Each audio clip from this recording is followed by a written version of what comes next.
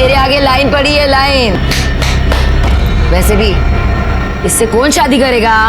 अरे ए, तू कर लेना मुझसे शादी। देख 2 लाख रुपया दे दूंगा और शादी के बाद तुरंत तलाक। बोल है तैयार? एक तू जाना यहाँ से। ए चांदवी, बोलना इसको। अरे ओ प्रदीप भाई। हाँ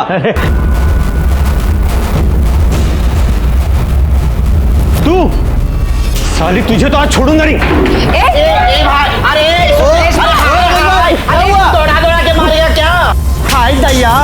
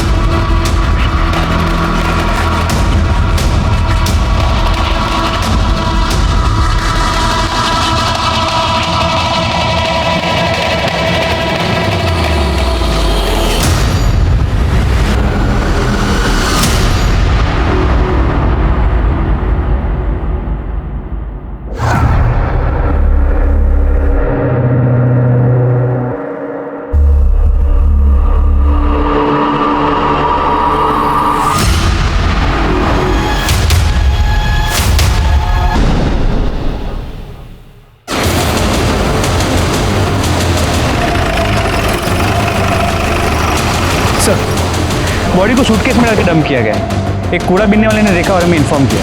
सर देखने से तो आदमी लगता है, लेकिन इसने साड़ी पहन रखी है।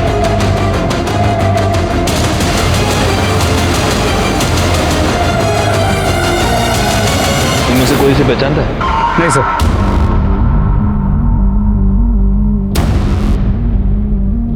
हो सकता है ये कोई आदमी हो या फिर कोई किन्नर। सवाल ये है कि इसे इस तरह से मारकर यहाँ पर डंप किसने किया है, और अगर ये आदमी है तो इसने ऐसा हुलिया क्यों बना के रखा है? अगर ये किन्नर है तो ये हो सकता है कि आपस में कोई लड़ाई हो गई हो और उसी में उसकी जान चली गई हो। ये लोग प्रोस्टिट्यूशन में भी इन्वॉल्व होते हैं, हो सकता है उसी चक्कर में किसी ने मार दिया हो। बैकवर्ड, ये फूल देख रहे हो? लगता है मरने से पहले इसने कोई पूजा वूजा की है। आसपास कुछ मिला मर्डर वेपन वगैरह? नहीं सर। गायकवाड़, तुम एक काम करो, यहाँ आसपास के जितने भी पुलिस स्टेशन हैं वहाँ ये पता करो कि किसी आदमी या किन्नर की कोई मिसिंग रिपोर्ट फाइल हुई है क्या। सर इसे इस तरह मारकर सूटकेस में यहाँ पर कोई डंप क्यों करेगा?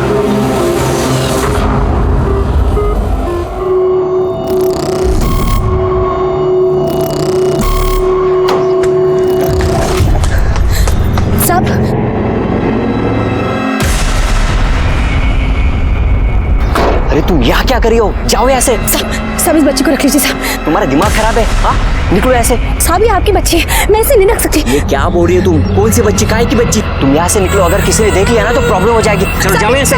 जाओ। अगर दोबारा आए ना तो देख लेना। साहब मेरी बात तो सुनिए। साहब मेरी बात तो सुनिए।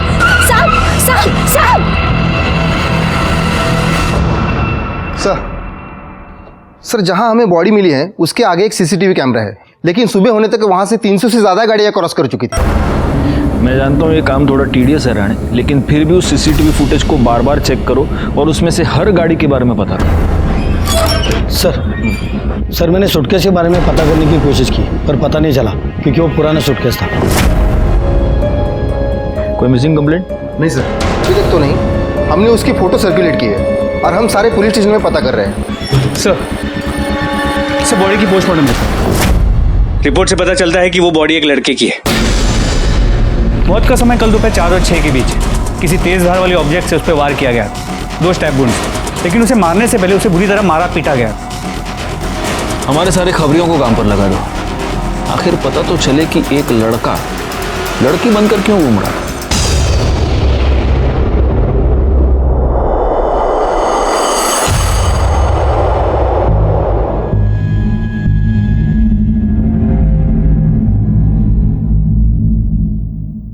खूब पढ़ाई करो, खूब खुश रहो।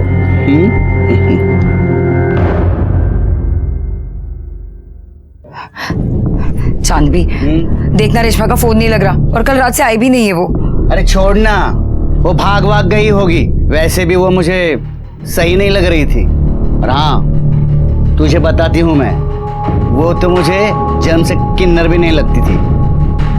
वैसे वो मिली कहाँ थी तुझे?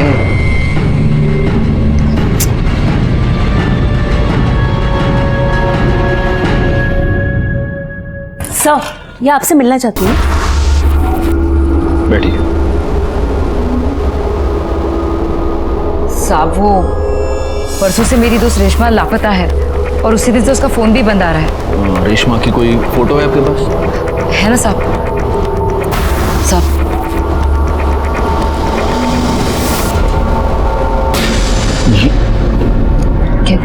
गायकवाड़, तुम्हारे पास जो फोटो दिखाओ इनको। साहब, क्या क्या हुआ? देखिए ये फोटो।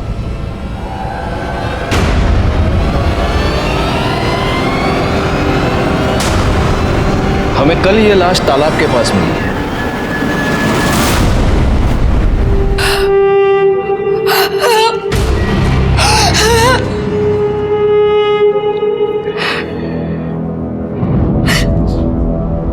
क्या तुम ये जानती थी कि रेशमा एक लड़की नहीं लड़का है? जी साहब, उसका नाम रमेश था। वो मुझे शूट पर मिला था। पैसों को लेकर बहुत परेशान था, इसलिए हमारी टोली में आ गया था। इसका घर कहाँ है? नहीं पता साहब, पर इतना पता है कि उसके घर में उसकी आई, बाबा और एक छोटा भाई है। किसी से कोई दुश्मनी, कोई लड़ाई? नहीं पता साहब। इतनी हैरानी की बात है गायकवाड़, मजबूरी में एक अच्छा खासा पढ़ा लिखा लड़का किन्नर बन जाता है। ये रमेश के कॉल रिकॉर्ड्स, इस कॉल रिकॉर्ड के हिसाब से आखिरी कॉल किसी प्रदीप की थी। तो मोबाइल लोकेशन भी प्रदीप के घर के आसपास की बता रहे हैं। गायकवाड़, इस प्रदीप को उठा लो। रेशमा को कैसे जानते हो? सर, क्या हुआ? आप ऐसे क्यों पूछ रहे हैं? हुआ यह है प्रदीप की रेशमा का मर्डर हो गया और उसके कॉल रिकॉर्ड्स के मुताबिक मर्डर से पहले आखिरी बार उसने तुम्हें कॉल किया था और जब उसका मर्डर हुआ तो उसकी मोबाइल लोकेशन भी तुम्हारे एरिया की थी। अब बताओ। नहीं सर, मैंने कुछ नहीं किया सर। मैंने तो उससे शादी की थी। शादी? हाँ सर। एक मर्द के साथ शादी? क्या? नहीं सर, रेशमा तो एक किन्नर थी, मैंने उससे शादी की थी। पंडित जी ने मुझसे कहा था कि मेरे ग्रह नक्षत्र काटने के लिए एक किन्नर से शादी करनी पड़ेगी, इसलिए मैंने उससे शादी की थी। और शादी के बाद वो चली गई सर। तो शादी के बाद ऐसा क्या हो गया कि उसका मर्डर कर दिया? पैसे को लेकर प्रॉब्लम हो गई? क्या हुआ? नहीं सर, बिल्कुल नहीं सर। उसने मुझे कहा था कि शादी करने के बाद तुम्हें मुझे 2 लाख रुपया देना पड़ेंगे। मैंने उसको 2 लाख रुपये दिए भी थे। सर, मेरा अगर झूठ लग रहा है तो आप पंडित जी से पूछ लीजिए, सर वो थे वहां पे। तो पंडित जी, आपने इस प्रदीप की शादी रेशमा से करवाई? जी सर।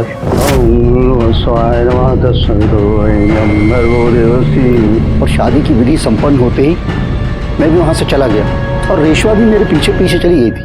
हाँ सर, वो रेशमा मेरे घर से निकल गई थी सर। फिर मुझे पता नहीं वो कहाँ चली गई। उसके मोबाइल लोकेशन के मुताबिक काफी देर तक वो तुम्हारे एरिया में ही थी। पता नहीं सर। सच बोल, कहीं ऐसा तो नहीं कि तेरा उसके साथ किसी बात से झगड़ा हो गया और तूने उसका मर्डर कर दिया? नहीं सर, सर मैं क्यों झगड़ा करूं उसके साथ? सर वो लोग तो ऐसे ही छोटी छोटी बात पे आपस में लड़ते झगड़ते रहते थे। सर एक बार तो मेरे रेस्टोरेंट में ही मेरे कस्टमर के साथ उनका झगड़ा हुआ था। सर विपुल भाई नाम है उनका। सर सच कह रहा हूँ सर, वो विपुल भाई ने भी एक बार मारा था रेशमा को। तेरे रेस्टोरेंट में सीसीटीवी कैमरा है? जी हाँ सर। राणे, चला घेऊन जा और उस दिन का सारा सीसीटीवी फुटेज निकालो। सर चलो। और पंडित जी, इसके बाद अगर ऐसे ऊट पटांग उपाय किसी को बताए तो अंधविश्वास फैलाने के जुर्म में उठा के अंदर डाल दो। जाइए। आइए। तेरे पास गाड़ी है? हाँ सर है। जा। Thank you sir. गायकवाड़, इस प्रदीप के कॉल रिकॉर्ड्स और मोबाइल लोकेशन निकलवाओ। और एक और बात, इसके पास जो भी गाड़ी है, हमें वो जो गाड़ियों का सीसीटीवी फुटेज मिला है उसके साथ मैच करके देखो। सर,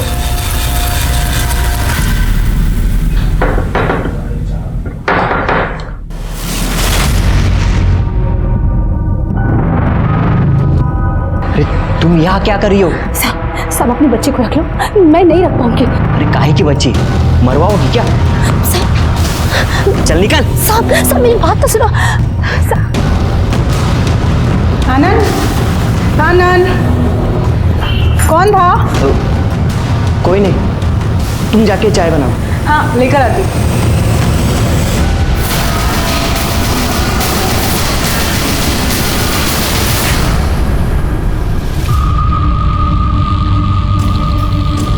ये चांद, रेशमा और नाज, इनका आपस में रिश्ता कैसा? अरे क्या साहब, इनका तो हमेशा ही कुछ ना कुछ लगा रहता है। चाचा देना रे।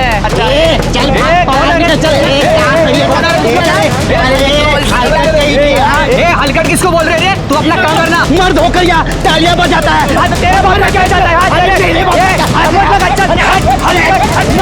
और ये जो चांद भी है ना, ये नकली किन्नरों से बहुत चिढ़ती थी। और रेशमा और नाज ये भी आपस में लड़ते थे। अरे काहे का झगड़ा साहब, इनके तो बीच चुम्मा चाटी लग रही थी, मैं खुद कई बार देखी। चांद भी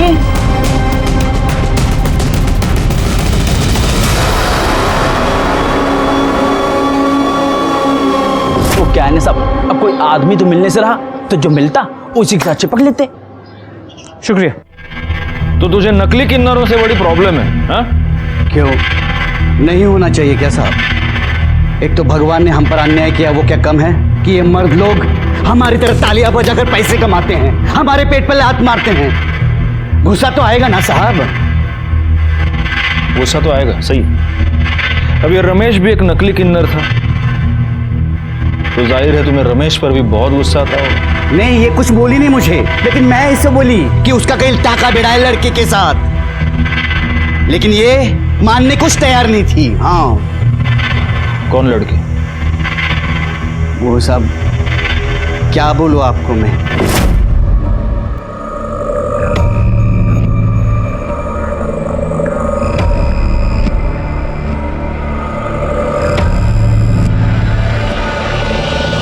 साहब जब मैं वहां गई ना, उससे पहले वो चली गई थी। वो अगर मिलती ना तो वहीं के वहीं उसका सच झूठ खुलवा देती। हाँ। तो नाज, तुम्हें यह पता चल गया था कि रमेश का किसी के साथ चक्कर चल रहा था, किसी लड़की के साथ, तो गुस्सा तो तुम्हें भी आया होगा, क्योंकि तुम्हारा और रमेश का अफेयर चल रहा था। नहीं नहीं साहब। झूठ मत बोलो, मेरे पास गवाह है। जी साहब, मेरे को बुरा लगा था। और इसी वजह से जब रमेश और प्रदीप की शादी हुई, तब तुम प्रदीप के घर के बाहर रमेश का इंतजार कर रही थी। रमेश जब बाहर आया तब तुमने उसका मर्डर कर दिया। नहीं नहीं साहब, मैंने उसे नहीं मारा। मैं उसे कैसे मार सकती हूँ? मैं भले ही किन्नर हूँ, लेकिन मैं उससे सच्चा प्यार करती थी। प्यार के साथ यही तो परेशानी है नाज, हमें पता ही नहीं चलता कि प्यार कब जुनून बन गया। बैकवर्ड, तुम्हारी मोबाइल लोकेशन, इससे यह साफ पता चलता है कि जब रमेश और प्रदीप की शादी हो रही थी तब तुम प्रदीप के घर के बाहर ही थी। अब सच बोलो।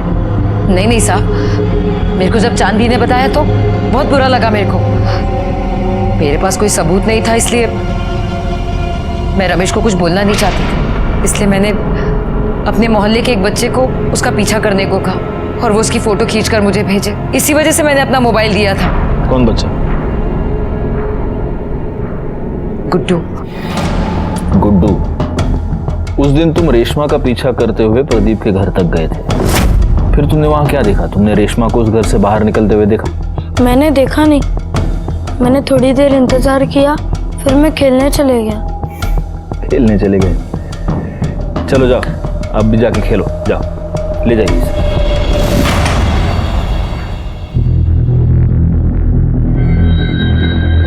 या तो नाज ने इस बच्चे को सचमुच अपना मोबाइल दिया था, या फिर वो इस बच्चे से झूठ बोलवा रही है। सर, प्रदीप की कार का नंबर उस दिन वहां जितनी भी कार्स थी उनसे मैच नहीं कर रहा, और सर उसका मोबाइल लोकेशन उस एरिया का नहीं है।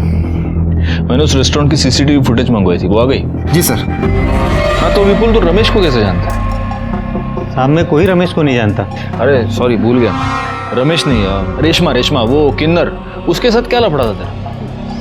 साहब मैं पढ़ा लिखा इंसान हूँ साहब, मेरा भला किन्नरों से क्या लेना देना। अच्छा अच्छा, देखो विपुल, ये क्या है? इस रेस्टोरेंट में उसको मारने के लिए तो उसके पीछे दौड़ रहा है। ये क्या? सब रेशमा मेरे घर के आगे पीछे चक्कर लगा रही थी।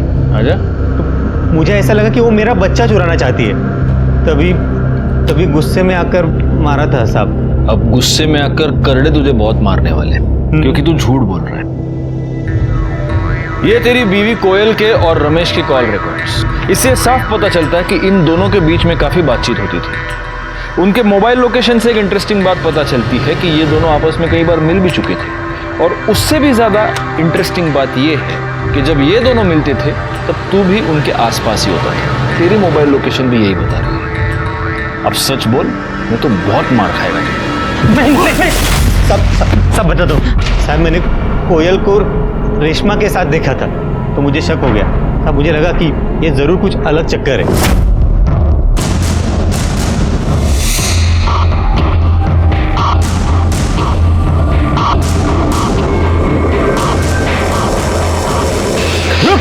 रुक। देख, मैं जानता हूं तेरा मेरे बीवी के साथ कुछ तो चल रहा है। देख, मुझे नहीं जानना वो तेरे जैसे के साथ क्या कर रही है। प्यार करता है उससे? बोलना, प्यार करता है उससे? बोल। हाँ तो लेके जा। हाँ, लेके जा उसको। मेरे को नहीं चाहिए वो। देख, 3 लाख रुपए दे और लेके जा, समझा? अब मुझे लगा कि वो पैसा लेकर आएगा, लेकिन बाद में पता चला कि वो मर गया। मर नहीं गया, तूने उसे मार दिया। तू बहुत दिनों से उसके पीछे पड़ा था। जब वो 2 लाख रुपए लेकर तेरे पास आया, तूने पैसे लिए, तूने उसको मार दिया और तूने उसकी बॉडी तालाब के पास डंप कर दी। नहीं साहब, मैंने कुछ नहीं किया साहब। मैंने नहीं मारा उसको। जब तक ये सच नहीं बोलता, इसको फोड़ते रहो। साहब मैंने कुछ नहीं किया। इसकी मोबाइल लोकेशन रिकॉर्ड के मुताबिक ये कभी उस एरिया में नहीं गया जहाँ में रमेश की लाश मिली थी। तो क्या हुआ? हो सकता है कि मर्डर के वक्त अपना फोन घर पे छोड़ के गया। इस कोयल को बोलो। ले रानी यहाँ सोएगी और मैं खाना बनाऊंगी, है ना? अरे बाप रे बाप।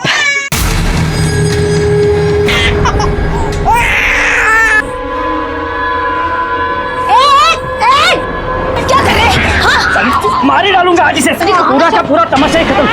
छोड़ मेरी बेटी को। तेरी बेटी कहाँ हूँ? कहाँ करवा के आई? अरे छोटा, चले मार डालेंगे।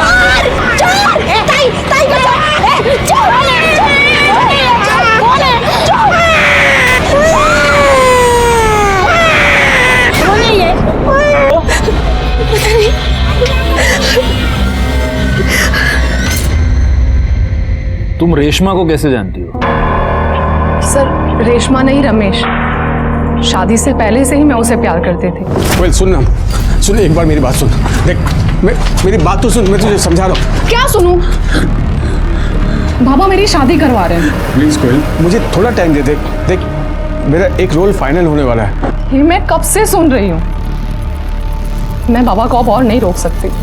सर, फिर मेरी शादी हो गई, लेकिन फिर वो मुझे दिखा जब मेरा बेटा हुआ था। सर, मैं आपको बता नहीं सकती कि उसे वैसे वहां देखकर मुझ पे क्या गुजरी थी। सर, वो मेरे पीछे पड़ गया था। वो चाहता था कि मैं सब कुछ छोड़कर उसके साथ चलूं। मैं तुझसे बहुत प्यार करता हूँ, नहीं रह सकता तेरे बिना। देख, मैं सब कुछ छोड़ दूंगा, बस तू एक बार आकर दे। तो कहीं ऐसा तो नहीं कोयल कि रमेश ने तुम्हें इतना परेशान किया कि तंग आकर तुमने उसे मार डाला या फिर मरवा दिया? नहीं सर, मैं उसे अब भी प्यार करती हूँ। और अपने पति से? चलो छोड़ो। या फिर एक पॉसिबिलिटी ये भी है कि तुम्हारे पति को, विपुल को, तुम्हारे और रमेश के बारे में पता चल गया और गुस्से में आकर विपुल ने उसको मार दिया। नहीं सर, मैं अपने बच्चे की कसम खाती हूँ। रमेश के घर वालों के बारे में जानती हो?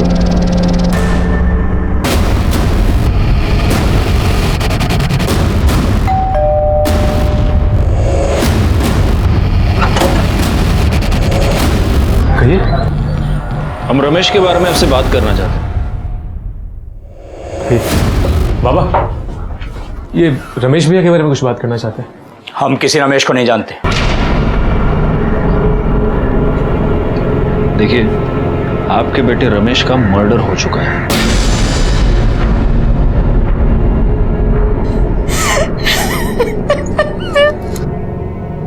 हाँ, तो जो इतना घटिया काम करेगा उसके साथ ये सब तो होना ही था ना। नाक कटा के रख दी थी उसने समाज में हमारी। साड़ी पहन के औरतों की तरह नाचता था वो। बाबा बाबा बाबा मेरी बात तो सुनिए बाबा। ये है तू?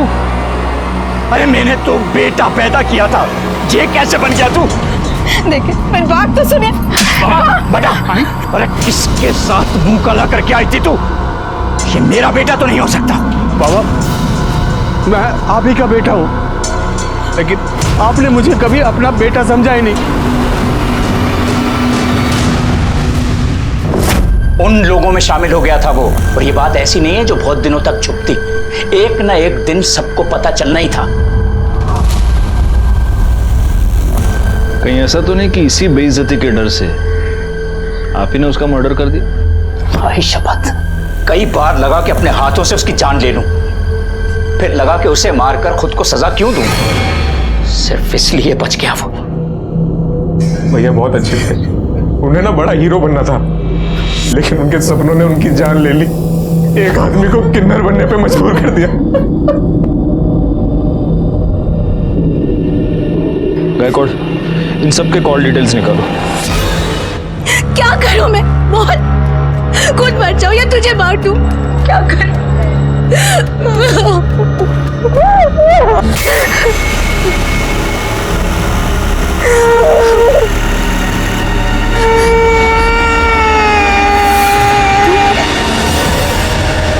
आशा, ए आशा, अरे बाहर पोलियो का टीका देने आए, रानी को लेके आना।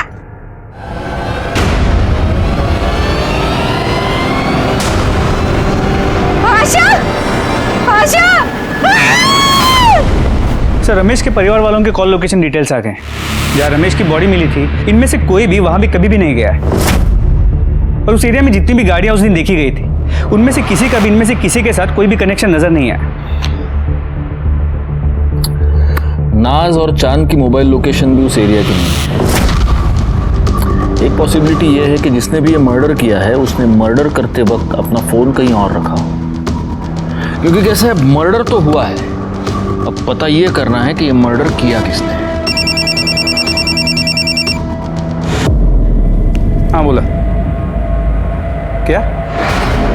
ठीक है सर, मलाड के एक चौल में एक औरत का मर्डर हो गया।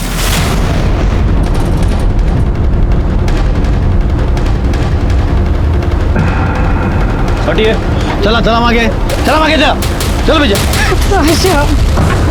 आगे चले।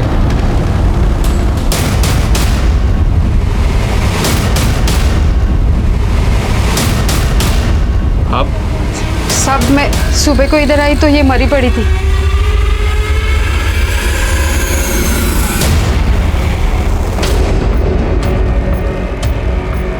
गला काट कर मारा गया है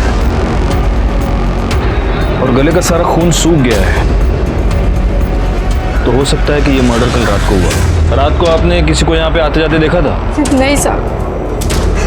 क्या नाम क्या है इसका? आशा, अपनी बच्ची के साथ यहाँ रहती थी साहब। बच्ची? तो बच्ची कहाँ है? बच्ची नहीं थी इधर, लेकिन मुझे लगता है ना इसका पति शंकर ने इसको मारा होगा। वो इधर आया था, 3 साल से उसको हम लोग देखा भी नहीं। आशा पहले दूसरे चाली में रहती थी जिधर मैं रहती थी। मैं इधर आई तो इधर रहने को आई। इसकी बच्ची की उम्र क्या है? 8-9 महीने। इसका ये पति शंकर, ये कहाँ मिलेगा?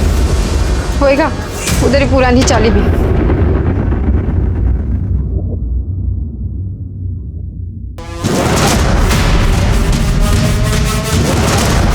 शंकर, हाँ बोलो। तू ये हाँ कर दे मसला। क्या? अरे साहब क्या करे साहब? साहब कुछ नहीं किया मैंने। साहब कुछ नहीं किया। अरे साहब करड़े थांबा थांबा। इसका रिकॉर्ड 3 साल से दिल्ली जेल में बंद था चोरी के लिए, अभी अभी रिहा हुआ है। साहब जेल का खाना बहुत पसंद है तेरे को, इसलिए वापस वहाँ की बुकिंग करवा रहा है तू? हाँ साहब मैंने उसको नहीं मारा साहब। आपको तो पता है ना मैं 3 साल साहब जेल में था, फिर ये बच्चा कहाँ से आ गया साहब? गुस्सा तो आएगा ही ना साहब, ऊपर से वो छोड़ के भी चली गई साहब। फिर मैं मंदिर गया, एक दिन देखा तो वो वहाँ पे वो झाड़ू पोछा कर रही थी। किसका बाप लेके घूम रही है? तू बता, तू कहाँ था 3 साल तक? मेरा छोड़, मैं जहन्नुम में था। तू ये बता, ये पहले बच्चा कहाँ से आया? तू मुझे छोड़कर चला गया। मेरे पास खाने के लिए पैसे नहीं थे, पैसे के लिए मैंने बच्चा पैदा किया। इसके माँ बाप कोई और है, मैंने सिर्फ पैदा किया इसे। साली झूठ बोलती है, इसके बाप के साथ सोई रहेगी तभी तो ये पैदा हुई ना। वो डॉक्टर किरण करके दी मेरे को ये बच्चा। मैं गधा दिखता हूँ तेरे को, जो कुछ भी बोलेगी मैं सुन लेगा। अब तो ना तू बचेगी ना तेरी ये बेटी। छोड़। रुक साले, भागती कहाँ है, रुक। फिर पता नहीं साहब वो कहाँ भाग गई। मैंने उसका बहुत पीछा किया, मैं उसके वो नए चाली में भी गया, लेकिन वहां पे साहब उसने बोला कि मैं चोर है। और इसलिए रात को उसके घर में घुसकर तूने उसका मर्डर कर दिया और बच्ची को भगा कर ले गया। बता बच्ची किधर है, बोल। सब सच में मुझे मालूम नहीं है साहब। मालूम नहीं? गायकवाड, डॉक्टर किरण को बोलो आणि करडे खरं बोलत नाही तोपर्यंत फोडून टाकायला। साहब कुछ नहीं किया। डॉक्टर, ये बच्चे का क्या चक्कर है? सर, आशा ने आनंद और उसकी पत्नी पूनम के लिए सरोगेसी करवाई थी। आशा को हुई लड़की और आनंद को चाहिए था लड़का, तो आनंद ने उस लड़की को अपनाने के लिए इनकार कर दिया। हमने भी उसके ऊपर काफ़ी प्रेशर बनाया, क्योंकि लड़का हो या लड़की, सरोगेसी करवाई थी तो अपनाना तो था ही।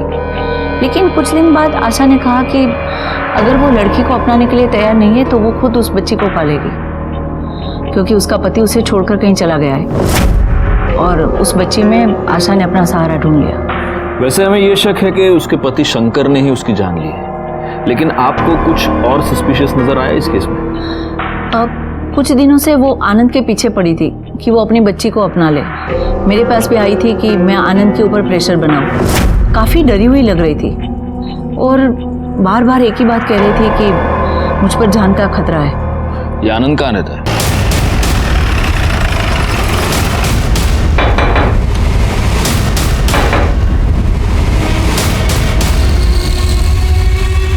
आनंद? Yes sir. आप आशा को जानते हैं? इससे पहले कि आप ना कह दें, मैं आपको एक बात बता दूं, हम डॉक्टर किरण से मिलकर ही यहां पर आए हैं। जी सर, जानता हूं। आशा का मर्डर हो चुका है। डॉक्टर किरण ने हमें यह बताया कि आशा पिछले कई दिनों से आपके पीछे पड़ी थी कि आप अपने बच्चे को अपना लें। कहीं ऐसा तो नहीं कि इससे परेशान होकर आप ही ने आशा को मार दिया? सर, ये क्या बात कर रहे सर आप? आनंद कौन है? ये बच्चा किसका है? सर, ये वही आशा की बच्ची है। क्या? हाँ सर, इन्होंने तो कई बार मना कर दिया था बेटी के लिए, उसके बाद तो हम बच्चा नहीं कर पाए। मैं कई बार गई थी आशा के पास इस बच्ची को देखने के लिए। भले ही सर मैंने इसको जन्म ना दिया हो, लेकिन ये है तो मेरी बेटी सर। लेकिन ये बच्ची आपके पास आई कहाँ से? वो सर, कल रात को मैं आशा के घर गई थी।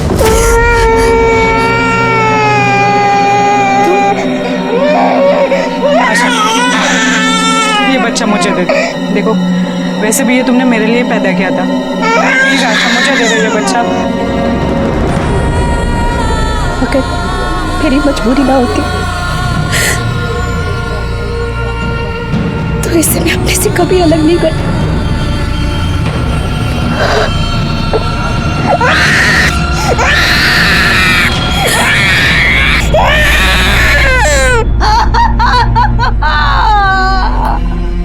इसका मतलब हो सकता है कि आपके वहां से जाने के बाद वहां पर कोई और आया। हो सकता है सर, कोई आया होगा। तुम तो ये बेटी चाहते नहीं थे, फिर अचानक से मन कैसे बदल लिया तुमने? क्या करता सर, ये जिद पे अड़ी थी। कहीं ऐसा तो नहीं कि बीवी की जिद के आगे झुककर तुमने बच्ची को तो अपना लिया, लेकिन फिर गुस्से में आकर तुमने आशा का मर्डर कर दिया? सर नहीं सर, मैंने उसका मर्डर नहीं किया सर। बैकआउट, इसको ले चलो साथ में और इसके सारे डिटेल्स भी निकालो। सर नहीं नहीं सर, नहीं सर, सुनिए सर, सर, कहाँ लेके जा रहे हैं सर? सर, आशा की पोस्टमार्टम रिपोर्ट, उसे चाकू से मारा गया और इसके कॉल रिकॉर्ड्स। सर, इसके अलावा पूनम के कॉल डिटेल से पता चला है कि आशा के मर्डर वाली रात उसकी मोबाइल की लोकेशन आशा के घर के पास की थी, लेकिन उसके पति आनंद की मोबाइल की लोकेशन वहां की नहीं थी। हो सकता है इस आनंद ने बड़े प्लानिंग के साथ आशा का मर्डर किया हो और इसलिए वो मर्डर करते समय अपना मोबाइल अपने घर पे ही छोड़ के गया था।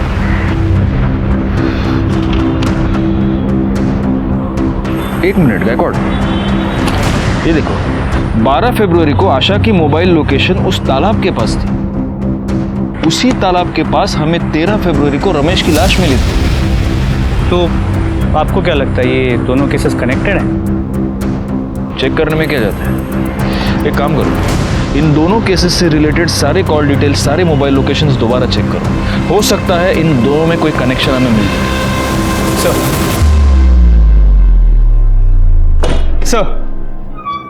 सर कनेक्शन मिल गया। इसमें आशा के घर के बाहर का सीसीटीवी फुटेज है। हाँ सर ये सर आशा के मर्डर वाले दिन आशा के चौल के पास एक गाड़ी देखी गई है और ये सेम कार रमेश के मर्डर वाले दिन उस एरिया में भी देखी गई थी। आरटीओ से पता करो ये गाड़ी किसके नाम पर रजिस्टर्ड है। ऑलरेडी पता कर लिया, मनोहर काले। तुम रमेश और आशा को कैसे जानते हो? सर मैं तो इन दोनों को नहीं जानता। अगर तुम इन दोनों को नहीं जानते तो उस दिन 12 फरवरी को तुम्हारी गाड़ी उस एरिया में क्या कर रही थी जहां से हमें रमेश की डेड बॉडी मिली? उस दिन तो उसने मुझसे कार मांगी थी ना, उसकी गाड़ी खराब थी। किसने? अगर तुम इन दोनों को नहीं जानते तो उस दिन 12 फरवरी को तुम्हारी गाड़ी उस एरिया में क्या कर रही थी जहां से हमें रमेश की डेड बॉडी मिली? उस दिन तो उसने मुझसे कार मांगी थी ना, उसकी गाड़ी खराब थी। किसने? सर मैं पहले भी बता चुका हूं कि रेशमा शादी के बाद वहां से निकल गई थी। फिर वो कहां गई मुझे नहीं पता सर। तुझे नहीं पता? चल अभी हम तेरे को 2 पिक्चर दिखाएंगे। क्या कोड देखो, देखो ये वहां का सीसीटीवी फुटेज है जहां पर हमें रमेश की लाश मिली थी। ये रास्ता सीधा उस तालाब के पास जाता है और ये उस रास्ते पर है गाड़ी। ये तेरी गाड़ी नहीं है, ये मनोहर काळे की गाड़ी है जो तूने उससे मांगी थी। अब दूसरी पिक्चर दिखाओ।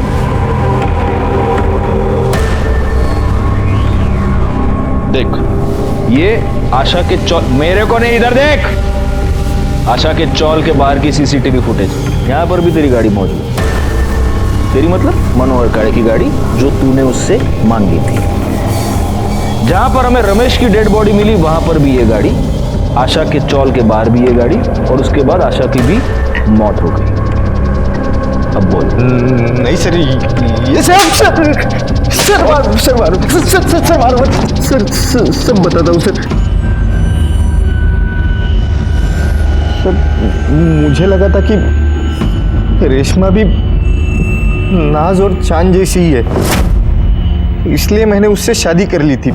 उसके बाद पंडित जी वहां से चले गए, फिर रेशमा भी जाने लगी, तब मैंने उसे रोक लिया।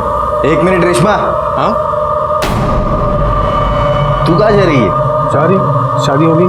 शादी हुई है, अभी तो सुहागरात भी बाकी है। क्या सुहागरात? हाँ सुहागरात की कहाँ बात हुई थी? ये देख मेरा मंगल बहुत भारी है और पंडित जी ने मुझे साफ साफ कहा है कि जब तक मैं सुहागरात न मना लूं तब तक मेरे ग्रह नहीं कटेंगे। और मैं आज तेरे साथ सुहागरात मनाऊंगा ना, तब जाके मेरी कल ज्योति से शादी हो सकती है। ज्योति से तेरी शादी हो ना, लेकिन मैं ये सब नहीं कर सकती। पागल है क्या? 2 लाख रुपए तेरे मुंह देखने के दिए क्या मैंने? छोड़। हाँ छोड़। क्या कर रहे हो? ये देख मेरी रस्म पूरी होनी चाहिए। साला तो आदमी है। हाँ तो फिर इसीलिए तो बोल रहा नहीं हो सकता है सब। देख तेरे कारण मेरी ज्योति के साथ शादी नहीं हो सकती है। क्या समझी तू? अरे सब खराब कर दिया तूने मेरा। पंडित जी ने मुझसे पहले ही कहा था कि अगर तुम्हारी किन्नर से शादी नहीं हुई तो दूसरे दिन तुम्हारी ज्योति से शादी नहीं हो सकती। जब मुझे पता चला कि वो किन्नर नहीं है तब मुझे बहुत गुस्सा आया और सर मैं ज्योति से बहुत प्यार करता था, इसके लिए सर मैंने मार दिया। तूने आशा को क्यों मारा? उसने मुझे रेशमा की लाश फेंकते हुए देखा था।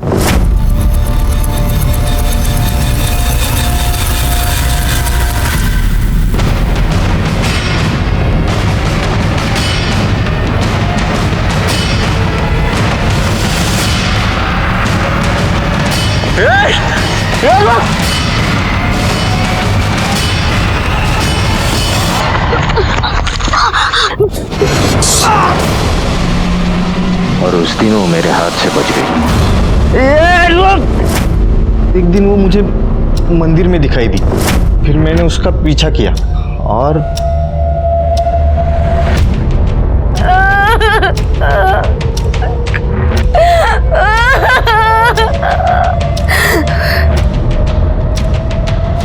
अपने अंधविश्वास की वजह से तूने 2 लोगों की जान ले ली। अब जिंदगी भर जेल में सड़ेगा तू। बैकवर्ड चार्जशीट फाइल करो और उठा के डाल दो इसको अंदर। प्रदीप को रमेश और आशा के मर्डर के जुर्म में सजा मिली, केस सॉल्व हो गया। लेकिन इस केस में सोचने वाली बात यह है कि अपने हालात से हार मानकर जब रमेश ने किन्नर बनने का फैसला किया, तब क्या उसे अपने इस डरावने अंत की दस्तक नहीं मिली थी? अपना लोग, अपनी दुनिया, अपने परिवार से मुंह मोड़कर वो एक ऐसी दुनिया का हिस्सा बन गया जिस दुनिया के बारे में वो कुछ भी नहीं जानता था। वो नाज से प्यार करने लगा था, इसमें कोई भी बुरी बात नहीं थी, लेकिन अपनी हकीकत से मुंह मोड़कर इतना बड़ा कदम उठाने से पहले उसे ये सोच लेना चाहिए था कि कुछ रास्तों पर चलकर वापस आना बहुत ही मुश्किल होता है। खैर, मैं सीनियर इंस्पेक्टर राजेश जाधव आपसे विदा लेता हूँ। दोबारा मिलूंगा, तब तक सतर्क रहिए और देखते रहिए क्राइम पेट्रोल दस्तक, क्योंकि मकसद बताना नहीं, बचाना है। जय हिंद।